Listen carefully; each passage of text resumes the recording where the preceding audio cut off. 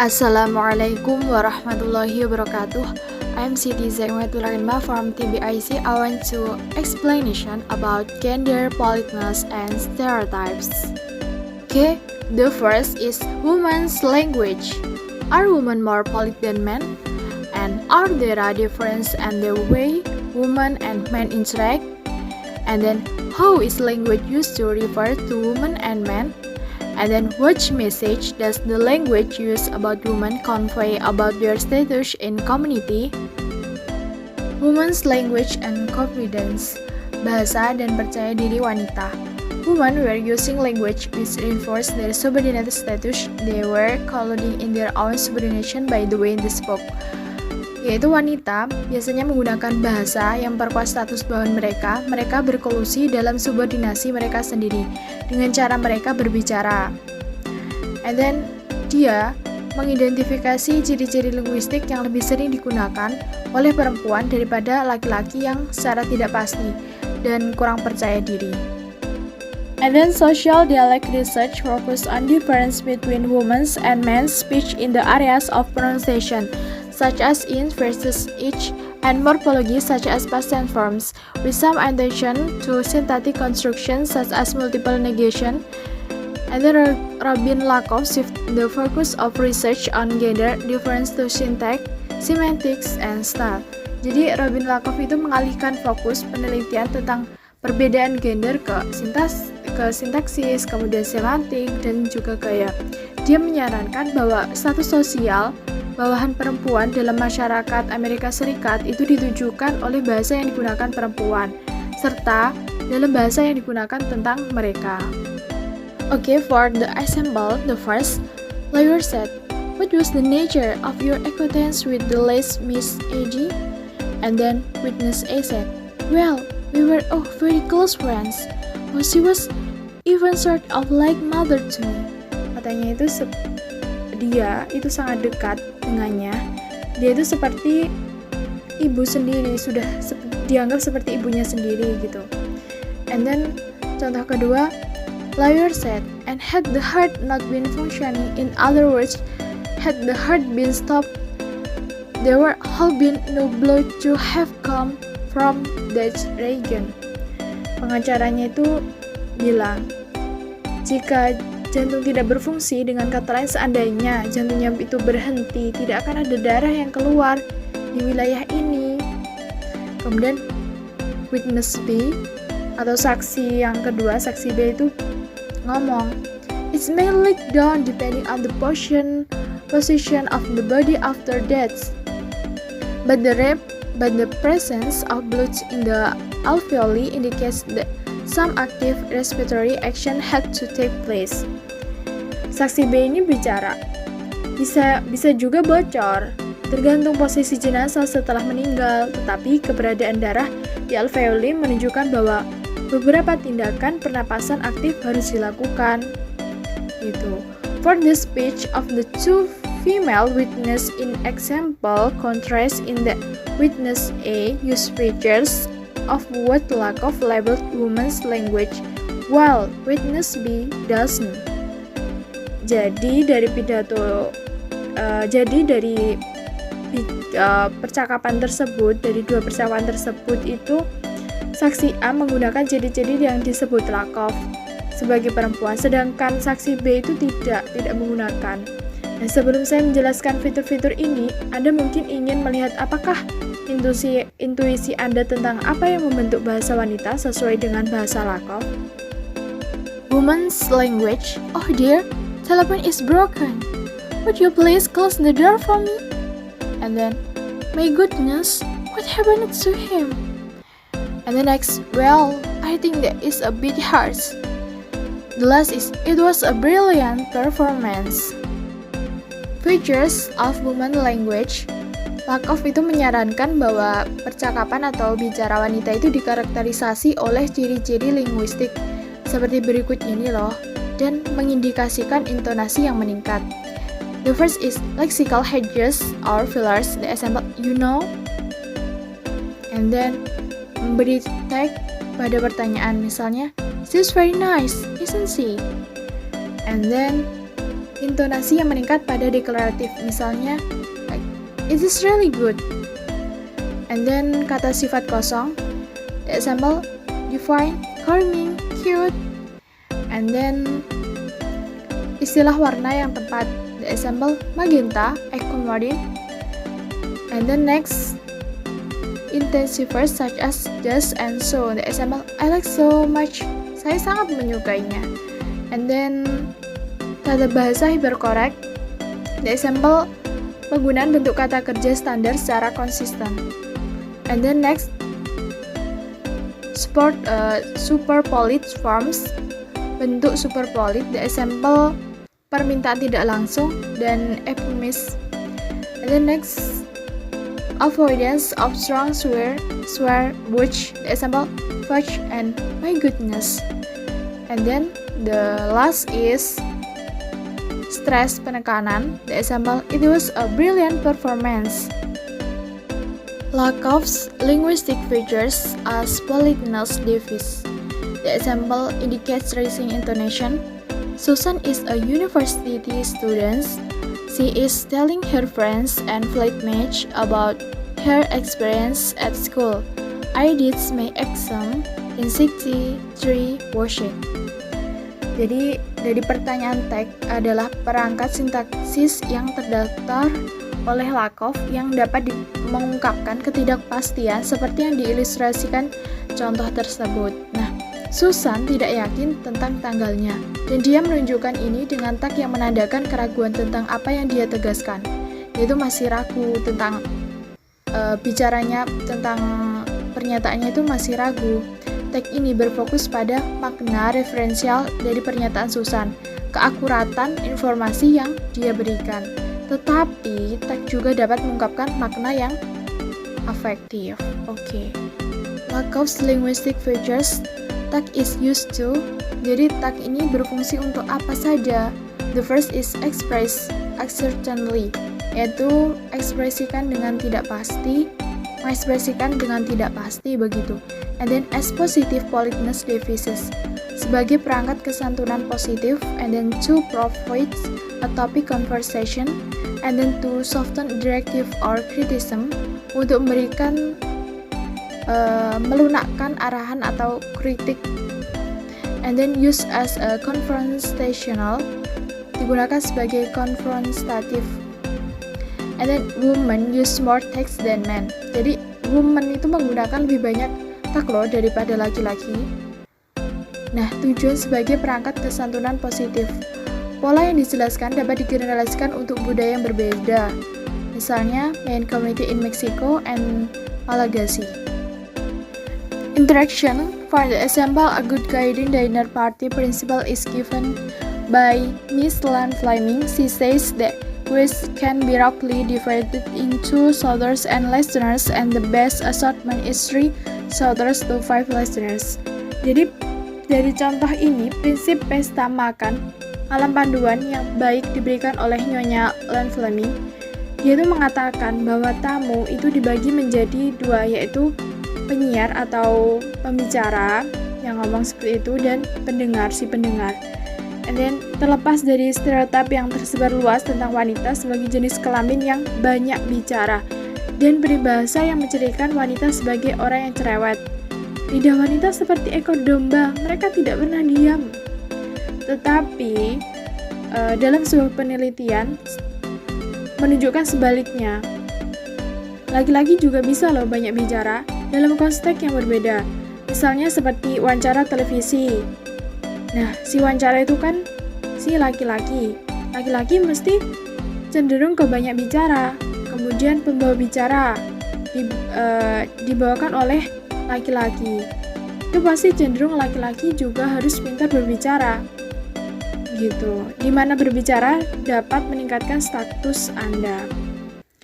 Jadi tidak mesti loh kalau wanita itu yang banyak bicara, laki-laki juga bisa dalam konteks yang berbeda. Interruption is an interval or intermission which usually happens in the middle of conversational instruction or an act of delaying or interrupting the continuity of our words.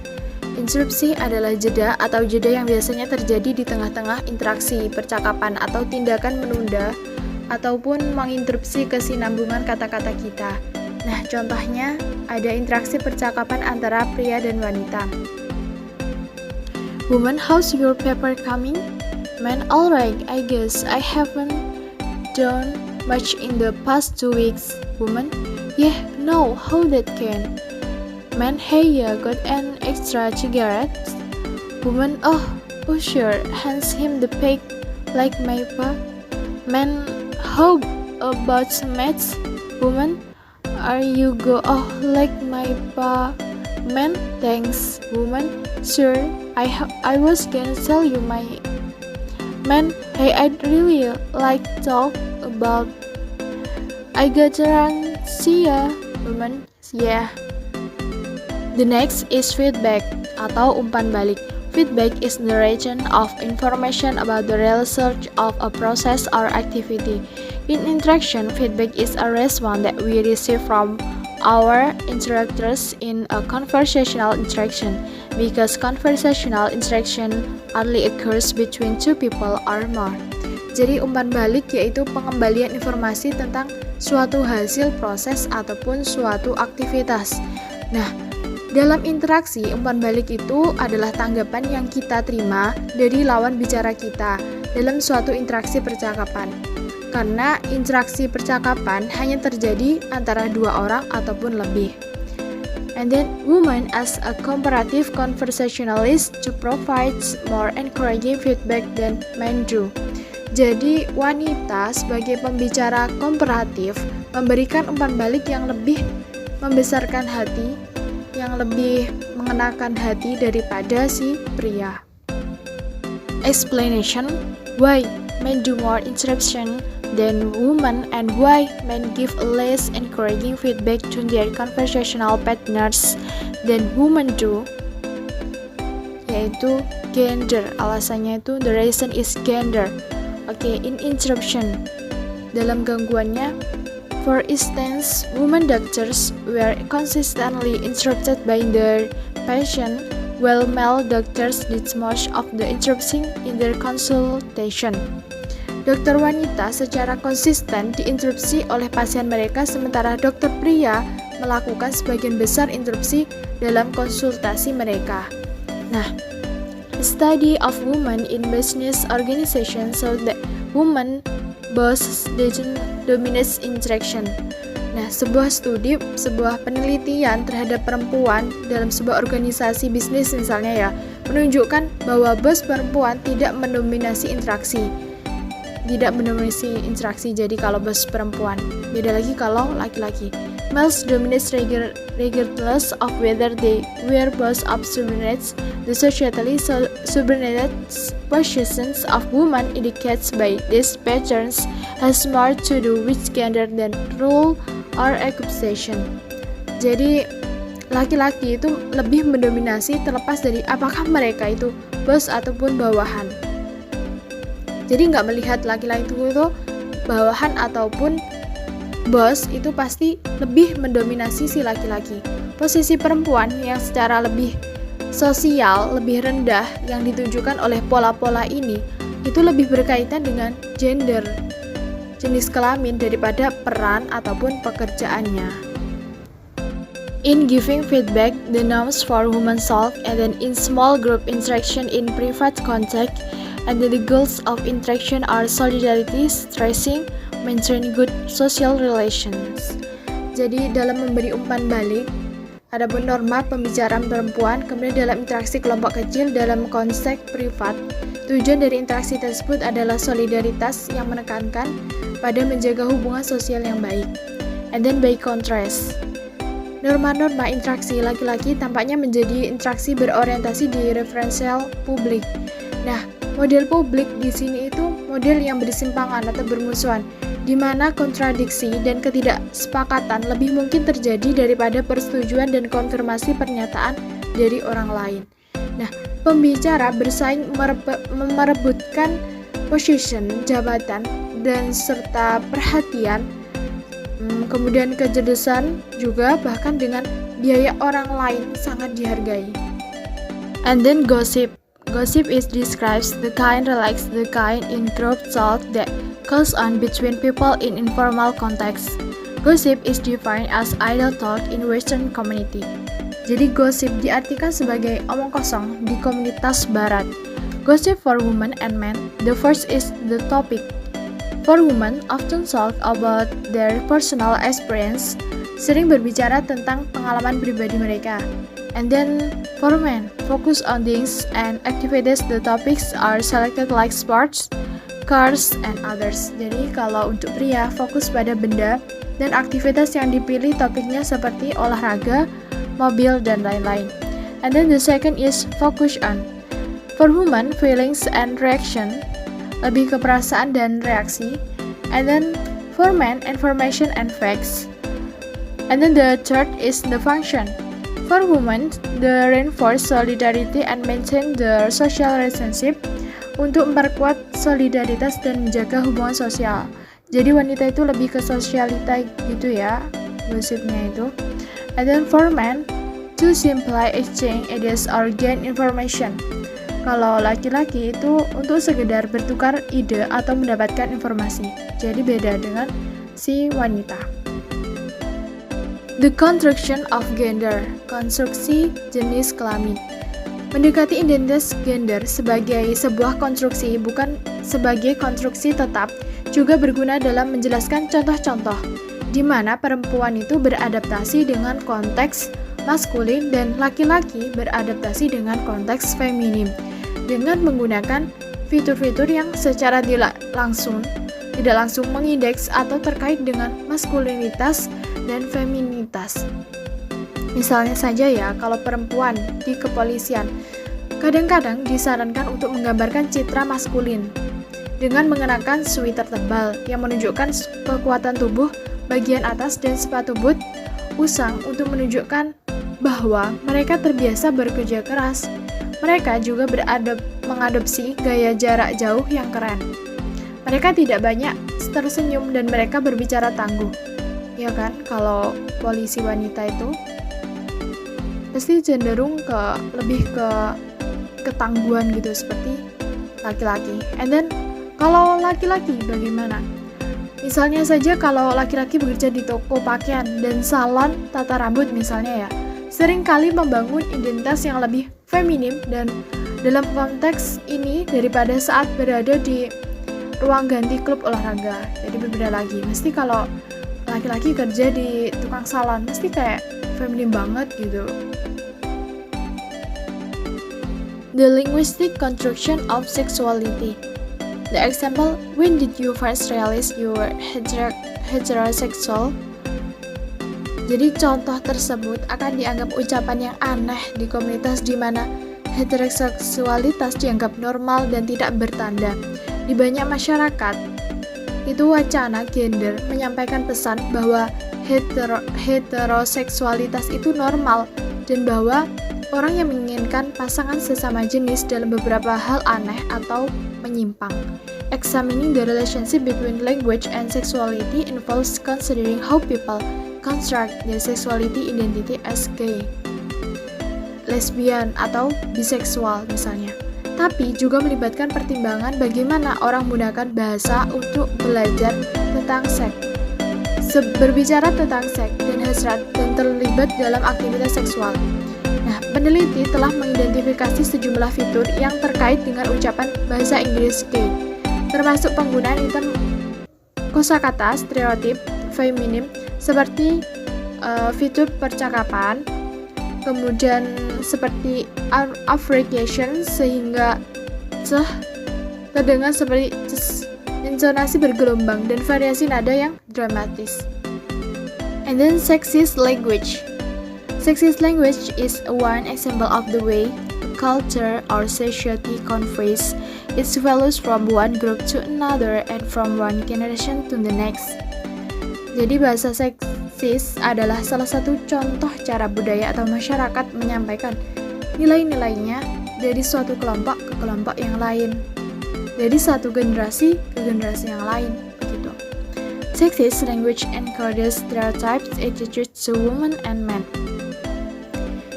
Dalam prinsipnya, studi tentang bahasa seksis berkaitan dengan cara bahasa mengekspresikan stereotip negatif dan positif baik bagi perempuan maupun laki-laki.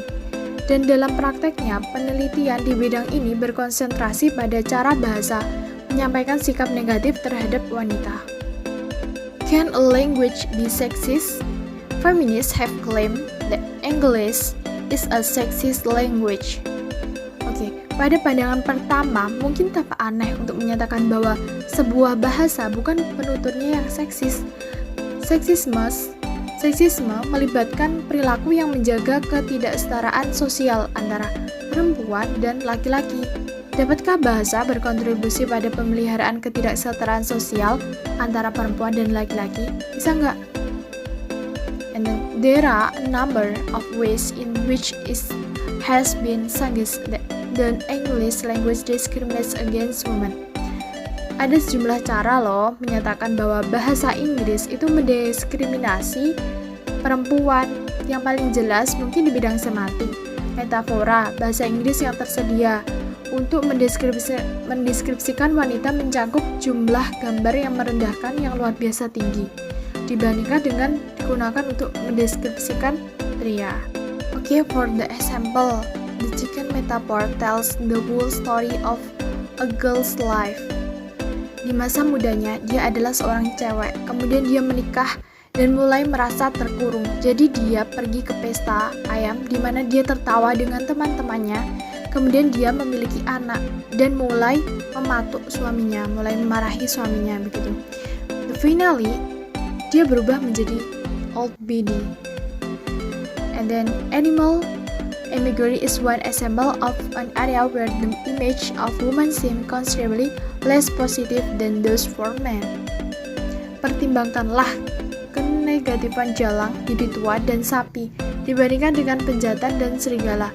Nah, penggambaran binatang yang mengacu pada laki-laki seringkali memiliki setidaknya beberapa komponen positif seperti kecerdasan ataupun kecakapan seksual. Nah, burung secara luas dianggap sebagai hewan berotak bulu dan bertingkah laku, bahkan cewek dan anak kucing yang lebih positif adalah hewan peliharaan yang manis tetapi tidak berdaya. Women may also be described or referred to in terms of food imagery, which is equally insulting. Saccharine terms such as sugar, sweetie, honey are mainly taken not exclusively. These were addressing women. Namun, istilah yang kurang memuji seperti crumpets and tart dibatasi untuk referensi wanita. Mereka mengilustrasikan pola evolusi umum dalam arti kata merujuk pada wanita. Nah, istilah-istilah yang semula netral ataupun penuh kasih sayang akhirnya beroleh konotasi negatif karena semakin mengacu hanya pada perempuan dan maknanya berfokus pada perempuan sebagai objek seksual. Nah, sebaliknya tampaknya ada lebih sedikit citra makanan yang sesuai untuk merujuk hanya untuk laki-laki, meskipun ada istilah yang menghina seperti sayuran dan kubis seperti fish and cabbage. I think enough for my explanation about gender, boldness, and stereotypes by Siti Zaimatul Ulama. And the last I say, wassalamualaikum warahmatullahi wabarakatuh. See you.